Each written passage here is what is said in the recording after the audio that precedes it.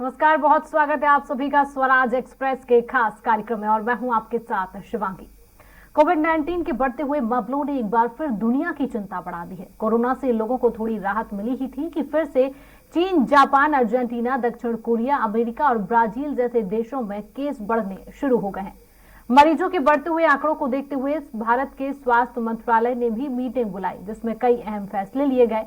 चीन में कोविड-19 मामलों में उछाल के लिए जिम्मेदार ओमिक्रॉन के BF.7 वेरिएंट के 4 मामले भारत में भी पाए गए हैं। कोरोना वायरस लगातार म्यूटेंट हो रहा है और म्यूटेशन की वजह से इसके लक्षण भी बदल रहे हैं। भारत में बुधवार को कुल 131 कोरोना के नए मामले सामने आए थे। वहीं 3 लोगों की मौत कोविड की वजह से हो गई थी। बुधवार तक देश में एक्टिव केस 3,408 हो गए। इसी के साथ देश भर में कोविड के मामले बढ़कर 4,46,76,330 हो गए हैं।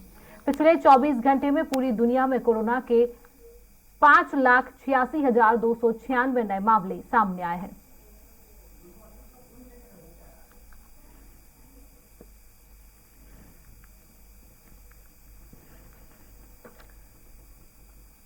कोरोना के बढ़ते हुए मामलों ने एक बार फिर दुनिया की चिंता बढ़ा दी है। कोरोना वायरस म्यूटेट हो रहा है। दुनिया भर में 24 घंटे में 5.86 लाख केस सामने आए हैं। बुधवार तक देश में एक्टिव केस 3,408 बताए जा रहे हैं। देश भर में कोविड के मामले 4,86,00,000 के पार हो गए हैं। ओमिक्रॉन के BF.7 वेरिएंट के 4 केस भारत में भी मिले हैं। कोरोना वायरस म्यूटेट हो रहा है और इसमें लक्षण भी बदल रहे हैं।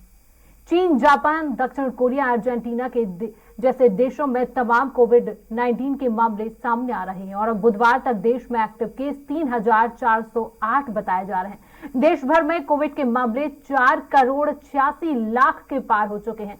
एक बार फिर से इन कोरोना के बढ़ते हुए मामलों ने दुनिया की चिंता बढ़ा दी है। भारत देश में भी BF.7 आ चुका है, जहां पर भारत देश में 4 मामले इसके सामने आए हैं। दुनिया भर में 24 घंटे में 5.86 लाख कोविड-19 के मामले सामने आए हैं। बुधवार तक देश में एक्टिव केस देश भर में कोविड के मामले 4,86,00,000 के पार बताए जा रहे हैं। भारत में भी कोरोना का नया वेरिएंट BF.7 पहुंच चुका है। BF.7 ये नया वेरिएंट है, जहां पर भारत देश में भी इसके 4 नए केस सामने आ चुके हैं। 24 घंटे की अगर हम बात करते हैं, 24 घंटे में 5,86,000 नए केस सामने आ चुके हैं और BF.7 एक नया वेरिएंट है जो भारत में भी प्रवेश कर चुका है। भारत देश की अगर हम बात करते हैं तो भारत में BF.7 ये नए वेरिएंट के 4 केस दर्ज किए जा चुके हैं। 4 मरीज BF.7 के भारत देश में मिल चुके हैं। दुनिया भर में 24 घंटे में 5,86,000 के सामने आ चुके हैं और देश भर में कोविड के मामले 4,86,00,000 के पार हो चुके हैं। एक बार फिर बढ़ते हुए मामलों ने पूरे देश और दुनिया की चिंता बढ़ा दी है।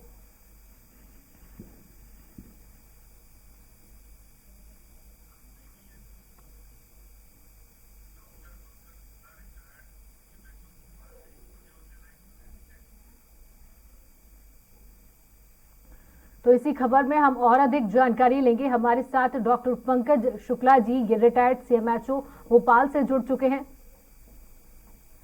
पंकज जी, BF.7 एक नया वेरिएंट हमारे देश में भी प्रवेश कर चुका है, ये कितना खतरनाक साबित हो सकता है? सबको नमस्कार।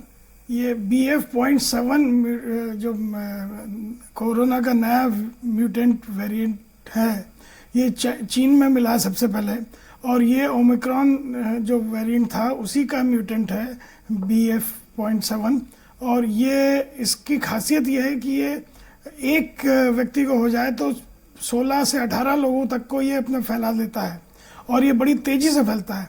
कुछ घंटों से कुछ दिनों के अंदर ये दूसरे व्यक्ति में, एक व्यक्ति से दूसरे व्यक्ति में लक्षण प्रदान कर देता है। तो ये काफ़ी खतरनाक है उस बेसिस में। अब चीन में तो इसके बारे में जो न्यूज़ आ रही हैं, चीन में केसेस बहुत ज़्यादा हो रहे हैं, चीन में मृत्यु भी बहुत हो रही है।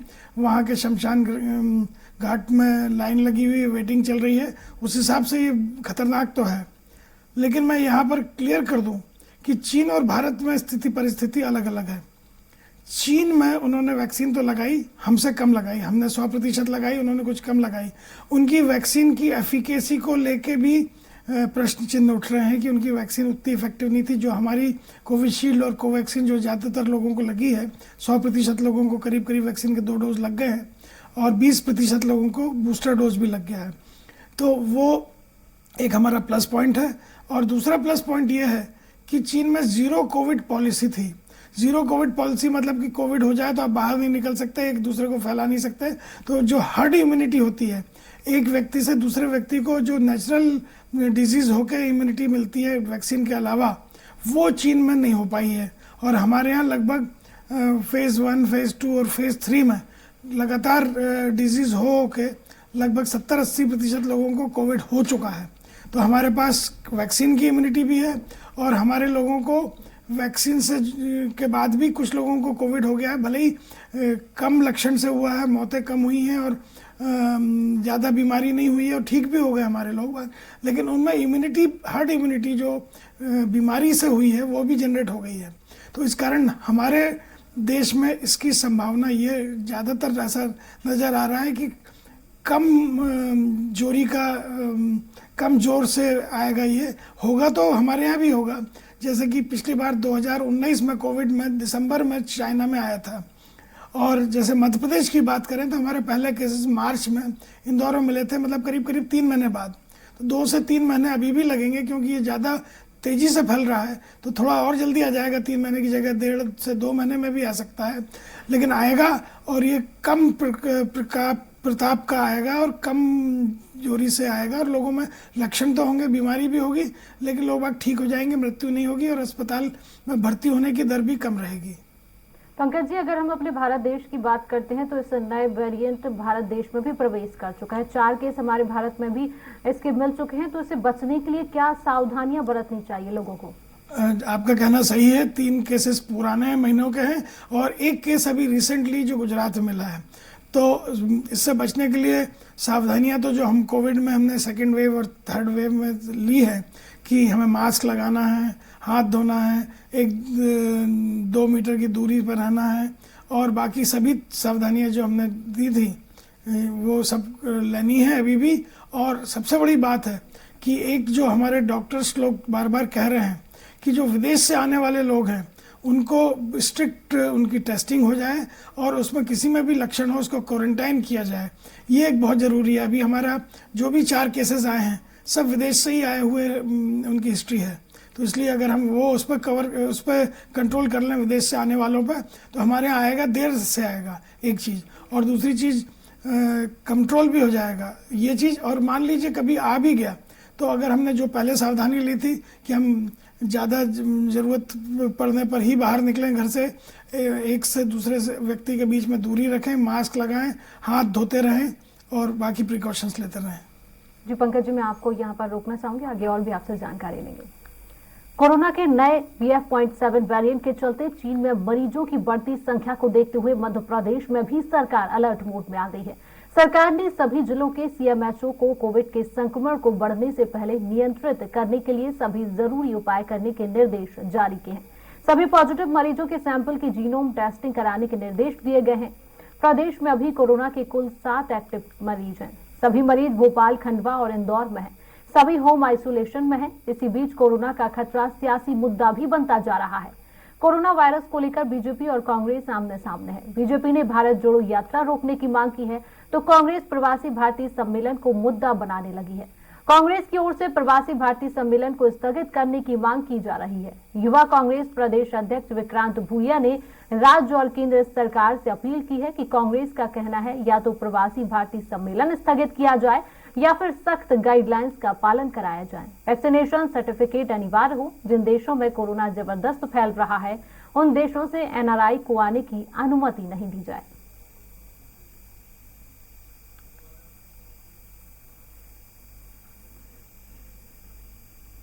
तो मध्य प्रदेश में कोविड-19 को एक सियासी मुद्दा बना दिया गया है। कोरोना संक्रमण का खतरा एक सियासी मुद्दा मध्य प्रदेश में बन चुका है। बीजेपी ने भारत जोड़ो यात्रा को रोकने की मांग की है तो कांग्रेस ने प्रवासी भारतीय सम्मेलन स्थगित करने की मांग की है। युवा कांग्रेस प्रदेश अध्यक्ष विक्रांत भूरिया ने भी राज्य सरकार और केंद्र सरकार से अपील की है और बीजेपी जहां लगातार कांग्रेस से भारत जोड़ो यात्रा को रोकने की बात कर रही है, तो वहीं पर कांग्रेस पार्टी भी प्रवासी भारतीय सम्मेलन को स्थगित करने की लगातार मांग की जा रही है। कोरोना संक्रमण मध्य प्रदेश में सियासी मुद्दा बन चुका है।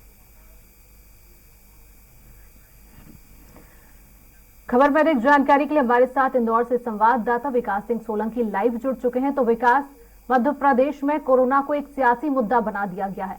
कांग्रेस जहां पर मध्य प्रदेश में बीजेपी से मांग कर रही है कि प्रवासी भारतीय सम्मेलन को स्थगित करना चाहिए, क्या लगता है विकास? कोरोना का लगातार प्रकोप अगर देखा जाए चीन या अन्य देशों के अंदर बढ़ता जा रहा है, तो बीजेपी और कांग्रेस इस मुद्दे को लेकर लगातार आमने सामने नजर आ रही है। अगर बात की जाए तो बीजेपी जो राहुल गांधी द्वारा भारत जोड़ो यात्रा जो चलाई जा रही है उसे बंद करने का निवेदन कर रही है। वही कांग्रेस भी जो है उनका कहना है कि जिस तरह से इंदौर में प्रवासी भारतीय सम्मेलन किया जाएगा, एनआरआई आएंगे। अगर बात की जाए तो शुरुआत की लहर में देखा गया था कि देश के अंदर जो है विदेशों से आने वाले लोगों से ही जो है कोरोना का प्रकोप बढ़ा था। तो यही कारण है कि कांग्रेस और बीजेपी इस मुद्दे पर आमने सामने। आपको बता दें कि 7,000 से ज्यादा प्रवासी भारतीय जो है यहाँ पर जो है जनवरी में होने वाले समिट के अंदर भाग लेंगे। तो कहीं ना कहीं इसको लेकर सियासी जो है मुद्दा गर्मा उठा है, क्योंकि अगर बात की जाए पिछले दिनों कोरोना की लहरों की बात की जाए तो इंदौर जो है हॉट स्पॉट बना था, क्योंकि जिस तरह से एयरपोर्ट की कनेक्टिविटी जो इंदौर की है, तो यही कारण है कि कांग्रेस और बीजेपी आमने सामने। जहां बीजेपी कह रही है कि भारत जोड़ो यात्रा में कोरोना फैलने की आशंका है, वहीं कांग्रेस का कहना है कि जो विदेश से जो एनआरआई आएंगे कहीं ना कहीं प्रदेश या देश के अंदर कोरोना लेके आएंगे। तो दोनों ही दल जो है लगातार आमने सामने।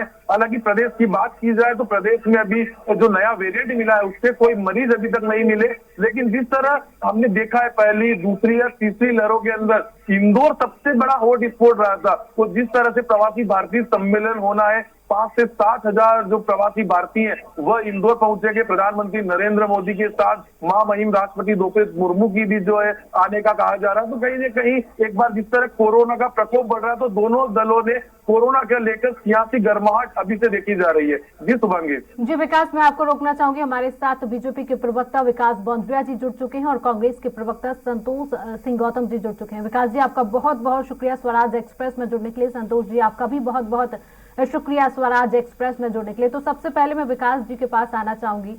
विकास जी, आपके स्वास्थ्य मंत्री ने राहुल गांधी को पत्र लिखकर कहा है कि भारत जोड़ो यात्रा को रोकना चाहिए, तो क्या मध्य प्रदेश में प्रवासी भारतीय सम्मेलन को स्थगित किया जा रहा है? विकास जी देखिए, दोनों ही बातें और कोरोना से जुड़ी हर बात सियासी मुद्दा नहीं है। राजनीतिक दल होने के नाते हम लोगों को अलर्ट और अलार्मिंग कॉल तो करना चाहिए सरकारों से और प्रशासन से, लेकिन इसमें क्या निर्णय हो ये तो एक एक्सपर्ट एडवाइस है। हिंदुस्तान में स्पेशल टास्क फोर्स एक बनी हुई है, वो इसमें प्रपोजल देती है और गवर्नमेंट उस अनुरूप ही काम करती है। जहां तक भारत जोड़ो यात्रा, कांग्रेस की यात्रा का सवाल है, देखिए इस कांग्रेस की राजनीतिक गतिविधि से भारतीय जनता पार्टी को तो कहीं कोई दिक्कत नहीं है, कोई सरोकार भी नहीं है। वो चलाते रहें, लॉ एंड ऑर्डर व्यवस्थित रहे, ये सरकारों को देखने का काम है। उसमें सरकारें उनकी जो यात्रा निकल रही है वो बीजेपी के रूल्ड स्टेट्स भी रहे हैं, कांग्रेस के रूल्ड स्टेट्स में से भी निकल रही है। जहां तक विषय केंद्रीय मंत्री जी के लिखने का था, वो देखिए उसे आप भारतीय जनता पार्टी का लुकआउट नहीं कह सकते। वो एक फैक्टर ऐसा था कि भारत जोड़ो यात्रा के बारे में एक स्पेसिफिक आवेदन किन्हीं सांसद के द्वारा मंत्रालय को पहुंचा था।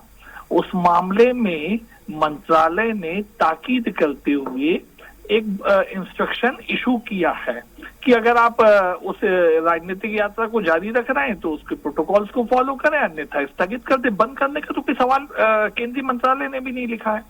मुझे लगता है इसे भारतीय जनता पार्टी के व्यू से नहीं देखना चाहिए। ये न्यायत एक प्रशासनिक कयाद है। और देखिए, अगर कहीं कोई गैदरिंग है, उसके मामले में कोरोना को लेके कोई समाचार, कोई शिकायत, कोई आवेदन पहुंचेगा और उसके ऊपर अगर मंत्रालय अलर्ट जारी ना करे, उसके ऊपर व्यवस्थित निर्देश जारी ना करे, तो भी प्रश्न उठेगा कल को कि केंद्रीय मंत्रालय ने उस आवेदन का कुछ किया ही नहीं। तो मुझे लगता है कि उस कल का जो हेल्थ मिनिस्ट्री का इंस्ट्रक्शन है उसको कभी भी पॉलिटिकली रूप से अन्यथा लेके नहीं देखना चाहिए। वो न्यायिक प्रशासनिक कार्रवाई है। मुझे लगता है जहां तक मध्य प्रदेश का सवाल है, जो गवर्नमेंट ऑफ इंडिया ने इंस्ट्रक्शंस इशू किए हैं, स्टेट उनके ऊपर वर्कआउट करेगा। आने वाले समय में कैसी स्थितियां रहती हैं उसके मुताबिक ही मध्य प्रदेश में सब कुछ कार्य चलेंगे। और भारतीय जनता पार्टी की शिवराज सरकार संवेदनशील सरकार है। हम विकास के लिए एनआरआईज को मध्य प्रदेश से जोड़ना चाहते हैं, वो भी महत्वपूर्ण है। लेकिन कोरोना किसी भी ढंग से ना फैले, लोग उससे पीड़ित ना हो, ये भी सरकार पहले भी ध्यान देती आई है।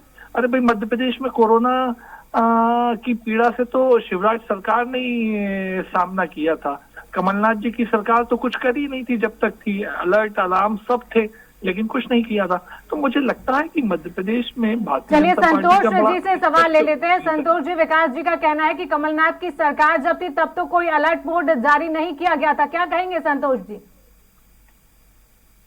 विकास जी ने बहुत अच्छी बात कही है। ये अच्छी तरह जानते हैं कि कमलनाथ जी की जब सरकार गई थी उस समय मध्य प्रदेश के जो स्वास्थ्य मंत्री थे वो बेंगलोर में बैठकर विधायकों की खरीद फरोख्त कर रहे थे। पूरी भारतीय जनता पार्टी विधायकों की खरीद फरोख्त में लिप्त थी।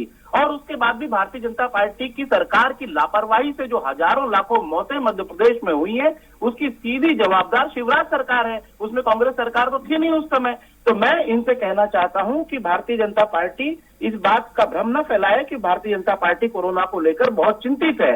पूरे देश ने शमशानों में लाशों का जलता हुआ मंजर देखा है, गंगा के किनारे पटी लाशों का मंजर देखा है। तो भारतीय जनता पार्टी कोरोना की रोकथाम में पूरी तरह से फेल्यूर रही। 50 लाख से लगभग 1 करोड़ मौतें इस पूरे देश में हुई है कोरोना से। तो भारतीय जनता पार्टी का टोटल फेल्यूर है। अंतर्राष्ट्रीय मीडिया ने इसे प्रमुखता से छापा भी है, दिखाया भी है। दूसरा, मैं एक चीज कह दूं अभी कि इन्होंने कहा कि ये भारतीय जनता पार्टी का विषय नहीं है कि भारत जोड़ो यात्रा को नोटिस मिला है या उनके खिलाफ राहुल जी को पत्र लिखा गया है स्वास्थ्य मंत्रालय द्वारा। अरे भाई, तो स्वास्थ्य मंत्रालय का संज्ञान नहीं ले रहा है कि कांग्रेस भी कह रही है कि कांग्रेस अपनी चिंता व्यक्त कर रही है कि प्रवासी भारतीय सम्मेलन के द्वारा कोरोना फैल सकता है। भारत जोड़ो यात्रा तो हिंदुस्तानियों के द्वारा हिंदुस्तान में निकाली जा रही है, लेकिन ये बाहर से जो आने वाले जितने भी यात्री हैं तो विदेशों में कोरोना का प्रकोप अधिक फैला हुआ है। तो क्या स्वास्थ्य मंत्रालय इस बात का संज्ञान नहीं ले रहा है कि वहां से जो 4000 से लेकर 7000 8000 तक यात्रियों के आने की बात की जा रही है, उनका किस प्रकार से कोविड गाइडलाइंस का पालन होगा, क्या किस तरह से रोकथाम के उपाय किए जा रहे हैं।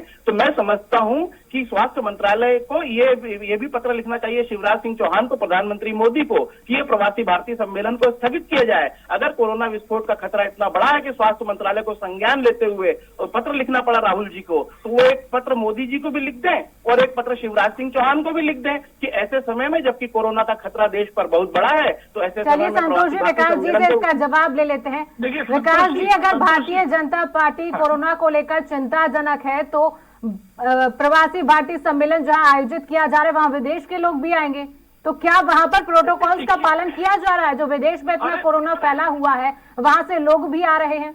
विकास जी, देखिए अभी तक WHO की गाइडलाइंस के अनुरूप और स्पेशल टास्क फोर्स के प्रपोजल्स के अनुरूप केंद्र सरकार निर्णय लेती रही और स्टेट गवर्नमेंट भी उनको फॉलो कर रही है। मैं बड़ी स्पष्टता से कह रहा हूं, जो प्रवासी भारतीय सम्मेलन डिजाइन किया गया, जिसे कंसेप्चुअलाइज किया जा रहा है, वो क्या था? वो ऐसे वक्त में था जब कोरोना संबंधी कोई ऐसी दिक्कत नहीं थी, तब इसी का कंसेप्चुअलाइजेशन किया गया और इसे प्लान आउट किया गया। अब अगर कोई बात आज उठी है और कांग्रेस फौरन उस मतलब कोरोना का कोई नया एक पड़ाव आया है और कांग्रेस उसे लेके तुरंत एट फर्स्ट प्रवासी भारतीय सम्मेलन को निरस्त करने का अगर बार बार नारा दे रही है। इससे मतलब लगता है कि कांग्रेस भारत के और मध्य प्रदेश के विकास में भागीदार नहीं बनना चाहती। अरे भाई एक समस्या आई है, दरअसल बात यह है कि भारत जोड़ो यात्रा की सफलता से भारतीय जनता पार्टी बौखलाई हुई है। अपनी कारण ये है, मैं तो केवल इतना कह रहा हूँ कि आपके स्वास्थ्य मंत्री एक एक पत्र प्रधानमंत्री और मुख्यमंत्री को भी लिख देते कि क्या इसे स्थगित किया जा सकता है। मैं केवल इतना पूछ रहा हूँ, लेकिन एक पत्र तो लिखवा दीजिए, अपने स्वास्थ्य मंत्री से एक पत्र तो लिखवा दीजिए शिवराज सिंह को। अरे क्यों आप अपने आप को ज्यादा एक्सपोज कर रहे हैं कि आप मध्य प्रदेश के अपनी केवल राजनीतिक मंशा के कारण, राजनीतिक महत्वाकांक्षा के कारण कि मध्य प्रदेश विकास नहीं करे और कमलनाथ सरकार उस बात को डोंडी पीट सके, इसलिए प्रवासी सम्मेलन प्रवासी भारतीय सम्मेलन कर रही है। एनसीआरबी की रिपोर्टों में महिला अत्याचारों में नंबर 1, आदिवासी अत्याचारों में नंबर 1, कुपोषण में नंबर 1, किसानों की आत्महत्याओं में नंबर 1, विकास में पिछड़ा हुआ झारखंड और बिहार में तुलना हो रही है, सड़कें जर्जर हो गई है, बेरोजगारी भयंकर कम गई हुई है। और ऐसे पहलुओं सरकार जाते जाते अगर ये सम्मेलन कर रही है तो उसे अपने ग्लानि पत्र जारी करना चाहिए। मेरे दोनों प्रवक्ताओं से निवेदन है, विकास जी, संतोष जी, मेरा दोनों प्रवक्ताओं से निवेदन है, हमारे साथ सीएमएचओ पंकज जी भी जुड़े हुए हैं, उनसे हम जवाब ले लेते हैं। पंकज जी, सरकारें एक तरफ भारत जोड़ो आंदोलन चला रहा है कांग्रेस की तरफ से, तो वहां बीजेपी पार्टी की तरफ से प्रवासी भारतीय सम्मेलन का आयोजन किया जा रहा है, तो स्वास्थ्य विभाग की क्या कुछ तैयारियां हैं और कोरोना से किस प्रकार से बचा जा सकता है, इसमें किस प्रकार से सावधानियां बरतनी चाहिए? पंकज जी। भारत सरकार ने गाइडलाइंस अभी रिसेंटली आज भी उन्होंने जारी की है और आज भी मीटिंग की है ऑनलाइन सभी स्टेट से, और आज माननीय प्रधानमंत्री जी भी इसके बारे में निर्णय ले रहे हैं और ये गाइडलाइन शीघ्र बन के आज रिलीज हो जाएंगी। इसमें सबसे प्रमुख तो ये है कि जो हमें कोविड के जो प्रिकॉशंस पहले लेते थे वो अपन को कुछ फॉलो करना है, मास्क लगाना है। जैसे कल आपने मीटिंग में देखा होगा कि जितने भी अधिकारी बैठे थे माननीय स्वास्थ्य मंत्री जी की बैठक में दिल्ली में, सभी मास्क लगाए थे। इसके पहले वाली मीटिंग्स में मास्क लगाना बंद कर दिया था। तो मास्क, हैंड वॉशिंग और डिस्टेंस, 2 मीटर का डिस्टेंस, ये सबसे ज़्यादा ज़रूरी है। ये हमारे राज्यों के लिए और इंटरनल हमारे जो प्रिकॉशंस लेने वो देंगे। फिर दूसरी चीज़, जो हमारे विदेशों से लोग आ रहे हैं, चाहे वो प्रवासी भारतीय सम्मेलन के लिए आ रहे हैं या उनके लिए, उसकी भी गाइडलाइंस बन रही हैं और बन चुकी हैं और पुरानी भी हैं कि एक सुविधा फॉर्म भर कर आते थे विदेश यात्री जो भी आते थे, अभी पिछले महीने इसको बंद किया गया था, वो फिर से लागू किया जाएगा कि उनको वैक्सीनेशन ज़रूरी है और उनका 72 घंटे के अंदर RT-PCR रिपोर्ट नेगेटिव जरूरी है, उसके बाद ही उनको आने दिया जाता है। उसके बाद उनकी यहाँ पर एयरपोर्ट पर स्क्रीनिंग होती है, अगर वो बिल्कुल नॉर्मल पाए गए तभी उनको हमने एयरपोर्ट से बाहर निकलने देते हैं और क्वारंटाइन नहीं तो किया जाता है। ये सब प्रिकॉशंस अपना कर भी हम प्रवासी भारतीय सम्मेलन कर सकते हैं और अभी तो प्रवासी सम्मेलन में समय है, तब तक और देख लेंगे। वो तो हर हफ्ते गाइडलाइंस नई आएंगी।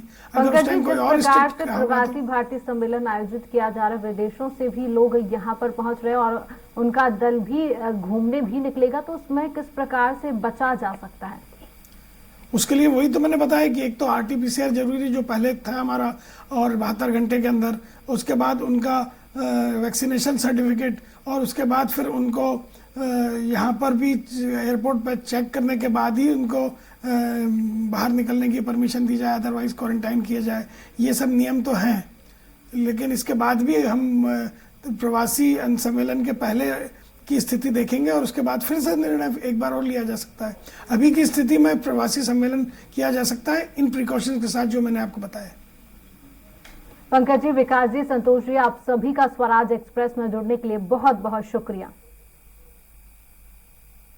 तो कोरोना का एक नया वेरिएंट BF.7 भारत देश में भी प्रवेश कर चुका है। 4 केस भारत देश में भी इसके सामने आ चुके हैं। अब देखने वाली बात ये होगी कि इसकी रोकथाम के लिए प्रशासन क्या कुछ प्रयास करती हुई नजर आती है। तो आज के खास कार्यक्रम में इतना ही। नमस्कार, देखते रहिए स्वराज एक्सप्रेस।